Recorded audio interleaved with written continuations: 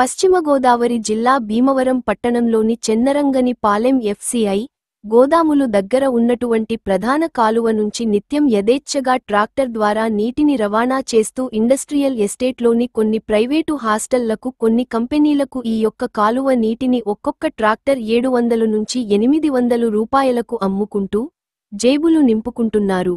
సుమారుగా రోజుకి 6 లేక 7 ట్రిప్పులు రవాణా జరుగుతున్నా అసలు ఈ రవాణాకు మున్సిపాలిటీ వారు కానీ ఇరిగేషన్ వారు గానీ ఏమైనా అనుమతులు ఇచ్చారా? జరుగుతున్న ఈ రవాణాపై అధికారులు కూడా స్పందించకపోవడానికి కారణాలేంటి?